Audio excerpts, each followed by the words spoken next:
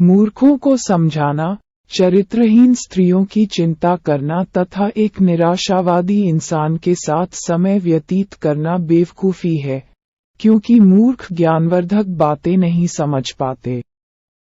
चरित्रहीन स्त्रियां हजारों पाबंदियों के बाद भी अपने मन की ही करती हैं, तथा एक निराशावादी मनुष्य अपने मित्र को किसी भी मूल्य पर खुश नहीं कर सकता है।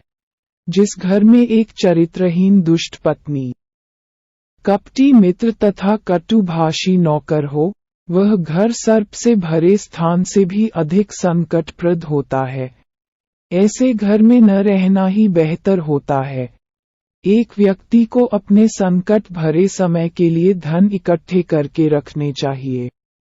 यदि कभी उसकी स्त्री किसी संकट में पड़ जाती है तो इस संचित धन का मोह न करते हुए स्त्री को बचाना चाहिए।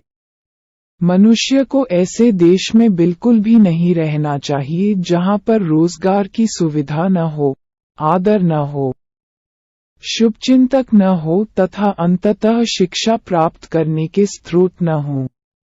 मनुष्य को ऐसे स्थान पर कभी नहीं रहना चाहिए जहां के लोग वहां के कानून नहीं मानते, जहां के लोगों में लज्जा न हो, जहां के लोगों में दान पुण्य के प्रति आस्था न हो तथा जहां पर कला न हो।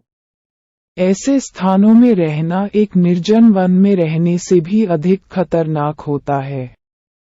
ऐसे स्थान पर मनुष्य को क्षण भर भी नहीं ठहरना चाहिए जहां व्यापारी, शिक्षित ब्राह्मण, सैनिक, नदी तथा एक सुशिक्षित वैद्य नहीं हो। क्योंकि व्यापारी से भोजन, ब्राह्मण से ज्ञान, नदी से जल, सैनिक से रक्षा तथा वैद्य से स्वास्थ्यवर्धक औषधि मिल पाती है। जीवन के लिए ये 5 तत्व अति आवश्यक हैं। मनुष्य को विभिन्न स्वजनों की पहचान विभिन्न समय में होती है। पत्नी की परीक्षा धनाभाव में, मित्र की परीक्षा आवश्यकता के समय में, सगे संबंधियों की परीक्षा संकट काल में तथा नौकर की परीक्षा मालिक द्वारा दिए गए अत्यावश्यक कार्य अथवा गुप्त कार्य के समय होती है। ऐसे समय में यदि मनुष्य को इन लोगों की सहायता नहीं मिल पाती तो ये लोग उस मनुष्य के लिए व्यर्थ हैं। संकट काल में जो व्यक्ति आपकी सहृदयता से सहायता करता है, वही सच्चे अर्थों में आपका मित्र और भाई होता है। अतः संकट काल में जिन लोगों से सहायता प्राप्त हो उन्हें किसी भी मूल्य पर नहीं भूलना चाहिए। कठिन परिश्रम से मनुष्य कुछ भी प्राप्त कर सकता है। परिश्रमी व्यक्ति को उच्च गुणवत्ता वाले खाद्य और उसे पचाने की शक्ति प्राप्त होती है। कठिन परिश्रम से मनुष्य अधिक धन अर्जन कर पाता है तथा अपने जीवन निर्वाह के लिए उचित कर्मों में उसका प्रयोग कर पाता है। उस व्यक्ति को जीवन में स्वर्ग जैसा सुख प्राप्त होता है, जिसका पुत्र आज्ञाकारी और पत्नी भरोसेमंद हो। व्यक्ति को स्वयं भी संतोषी होना आवश्यक है। एक सच्चा पुत्र अपने पिता के प्रति आज्ञाकारी होता है और एक सच्चा पिता अपने पुत्र की सभी तरह से देखभाल करता है।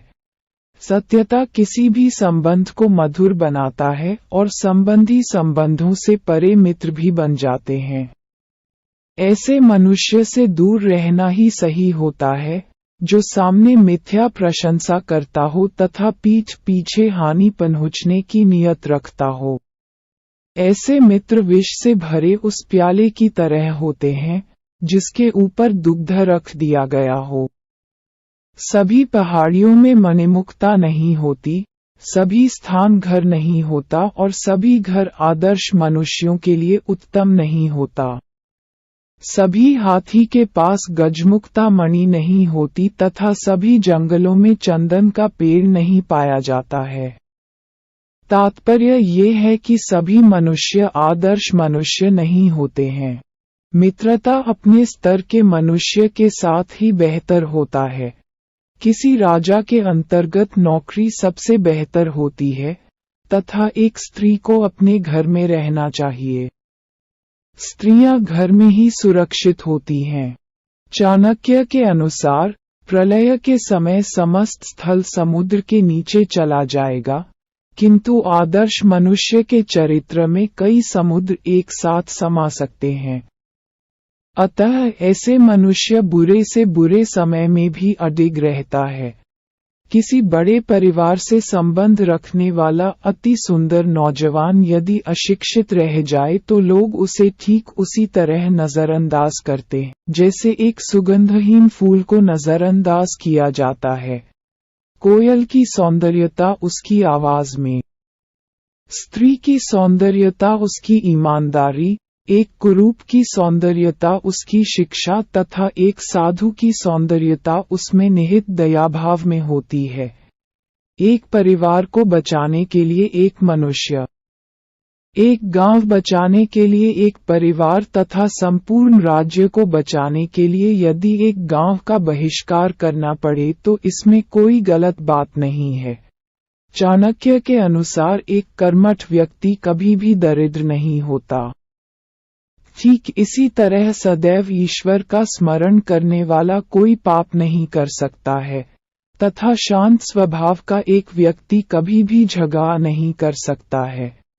अतः मनुष्य को किसी भी परिस्थिति में अपनी मनुष्यता नहीं भूलनी चाहिए। एक शुष्क पेड़ में जब आग लग जाती है तो समस्त जंगल जल जाता है।